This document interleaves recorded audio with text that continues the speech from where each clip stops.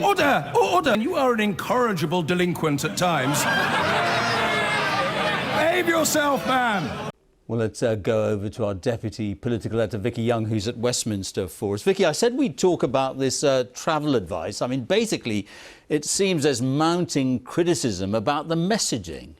Yeah, and I think the government's realised it's got some explaining to do around all of this. Its so-called traffic light system for international travel. Now, you'll remember that if you go to a green country, such as Portugal, one of the few, you don't have to quarantine on your return. But if you go to an amber country, and that's most other EU countries, you have to do 10 days in isolation. But it's the reasons why you can go to those countries that seems to be confusing even government ministers themselves. So the day started with the cabinet minister saying, yes, you could go to an amber country to visit family and friends. The Prime Minister, though, very quickly saying, actually, you can only go for pressing family or business reasons and certainly not to go on holiday. And then this evening in the House of Lords, a health minister saying travel is dangerous. Please stay in this country. Now, Labour say that this is the government's travel policy unravelling almost as soon as it was brought in. They think there should be a complete pause on international travel. But Downing Street says this is a different stage of the pandemic as they start to unlock, more freedoms return. But with that comes personal responsibility. Amber used to mean get ready. Now it means don't go. Is the traffic light travel system giving out all the wrong signals? And what will it do to our borders? After a year of COVID, one thing has become clear. The simpler the message, the easier it is to stay safe. Right now, the messaging for many seems murky. We were told of the potential dangers of the Indian variant, yet the restrictions to India weren't put in place when those to neighbouring Pakistan and Bangladesh were. We were given the full details of the traffic light system, only to be told yesterday we weren't meant to travel to most of the countries on the list at all. We're hearing of large mixed queues at the airport border control, even though it's easy to predict exactly how many people are coming through it, when and from where. Meanwhile, the EU's meeting to discuss opening up to tourists using vaccine passports.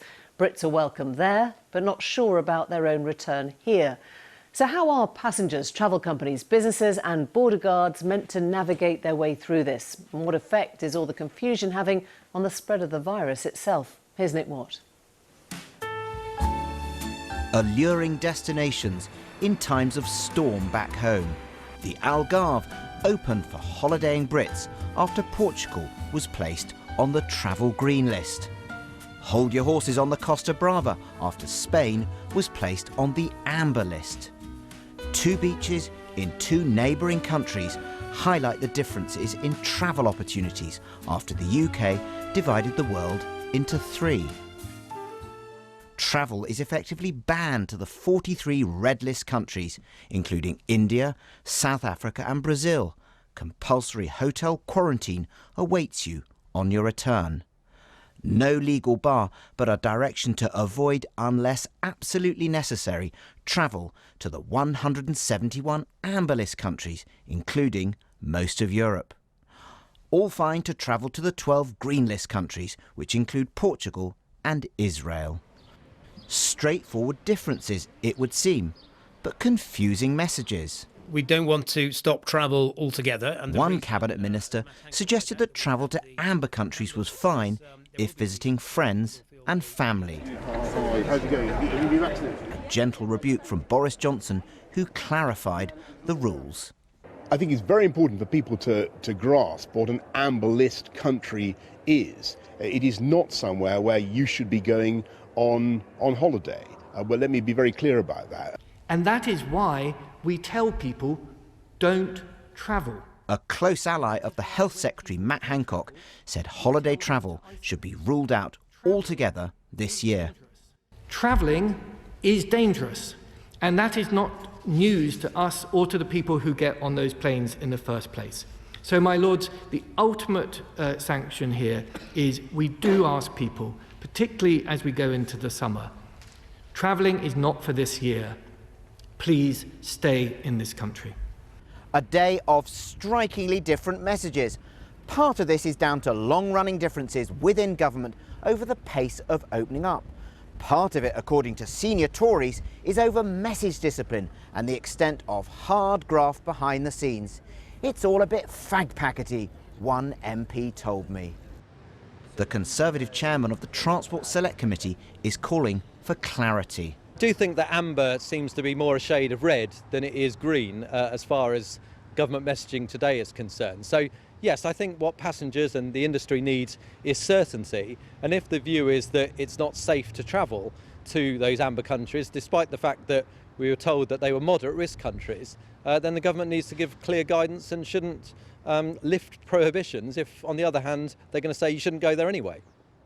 Amongst people travelling or hoping to travel, mixed opinions. It is quite confusing at the start. I think all the rules are just changing left, right and centre, so I don't think anyone knows the actual rules itself, I think, because everyone's just changing. It's a bit risky to go anywhere at the moment, whilst we may have it under variable control. With so many countries not having enough vaccines, there's going to be more and more different variants coming out, basically, and I think we've got a long way to go with it, and I think it's probably a little bit early to start thinking about travelling. The green list countries are just nothing. You cannot even, I mean, they should consider a bit more countries to add to that green list. It's been a while for this lockdown. People on the green list, good, they can be safe, they can travel. Then people on the red list, I think they've made like strict restrictions for people traveling to those areas, and I think it's a great thing. Well, I think they should be relaxed more, really. I think my generation brought up in the war, we think this is going over the top a bit, because I think we've made tremendous strides with the virus, with the vaccines, and I think it's time to be sensible and relax a bit. Dreamy days in Malaga. Fun for Spaniards whose COVID state of emergency has just ended. Out of bounds, though, for Brits at the moment.